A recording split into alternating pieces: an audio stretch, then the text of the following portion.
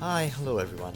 So I finally got off my ass and started the review come walkthrough of my Alto flight type, and here it is. As you can see, it's fully painted, and what I did was I gave it a coat of grey paint to give it sort of that Top Gun kind of feel. And you'll notice that I went the extra mile and I gave it Maverick's helmet. And I really like this kit. What I did was gave it just a simple coat of grey paint, and this is done with lacquer paint, and just the just slightest amount of weathering and panel lining. Now the Alto kit is by far the most structurally sound kit of all the 30-minute missions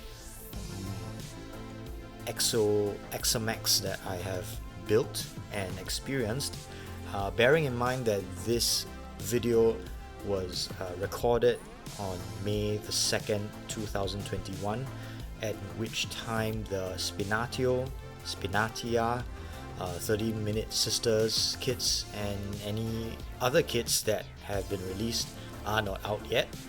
So this would encompass the Porto, the Alto, the Shell Nova, and the Rabiot kits.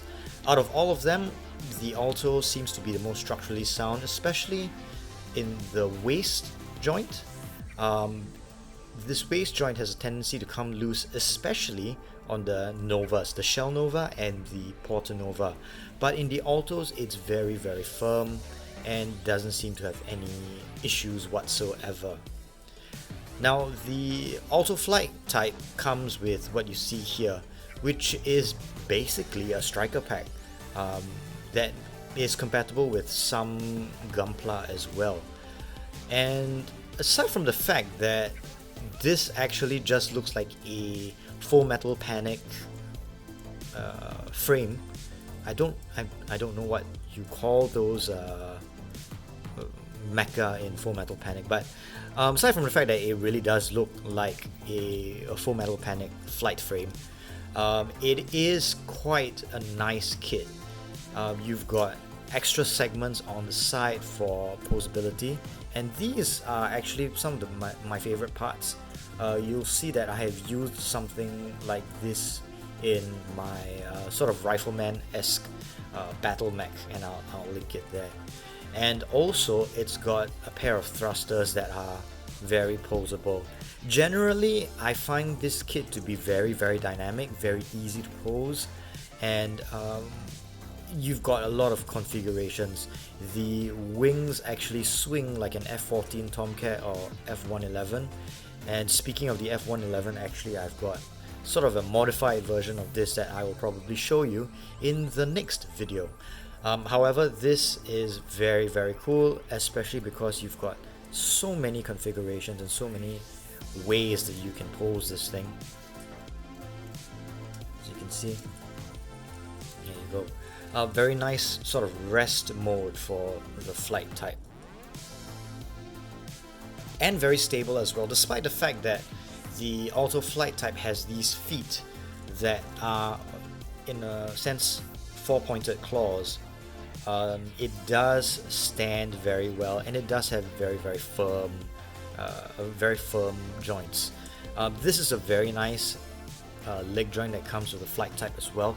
I'm very fond of this because it gives this very nice dynamic look, and it's got fins on the heel as well. So I think it's very nice.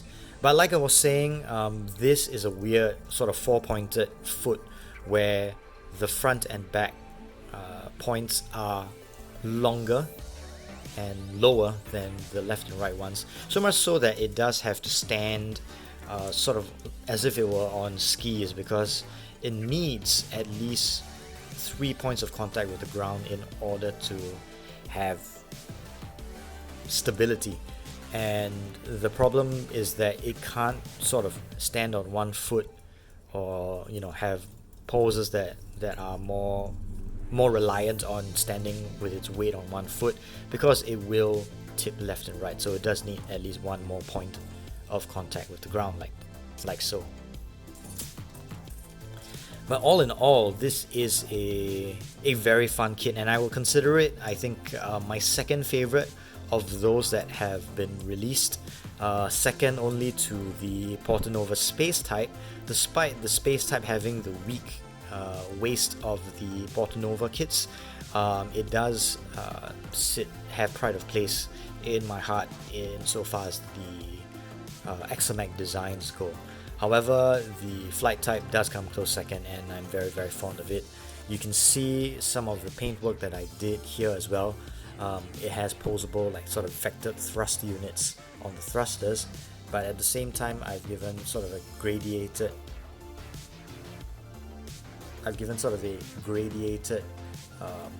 burnt metal effect on the thrust nozzles, and that's pretty nice too. You can see I put in some stickers. I've cut some stripe stickers to the right length to sort of accent the nozzles. I've masked and sprayed these white stripes and given sort of squadron markings as well, sort of to follow through on the real aviator type of vibe that I'm getting with the Alto Flight Type. But all in all, I think this is a very likable, very fun kit. I would advise that if you only get one 30-minute missions kit, or if you want to get your first kit, to get this, firstly because the Alto frame is very forgiving, it has very, very strong sound structural integrity, and also it's a very, very nice and dynamic kit. And suffice to say, it is a crowd pleaser because of all the moving parts and high play value. So I would definitely go for this kit as a first kit. I did cheat a bit. This hand comes from one of the option kits as a more dynamic hand. However, aside from that, this is, for all intents and purposes, a vanilla Alto kit, and actually very enjoyable to play with. Now, I did give it a weapon from one of the option kits as well. You can tell I'm very fond of this rifle configuration because it's sort of got a very standard issue kind of vibe to it, and it kind of fits them perfectly. And this sort of gives me very nice interceptor vibes, like a unit that would be used for fast surgical strikes, and I'm very fond of it. And I think that's all I have to say. And I think that's all I have to say about the Alto Flight Type. If you enjoy this series of videos I'm doing so far, I encourage you to like and subscribe to my channel.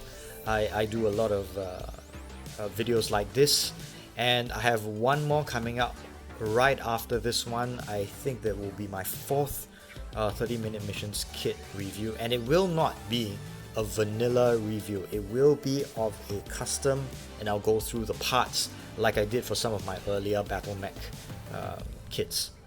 But in the meantime, take care and bye-bye.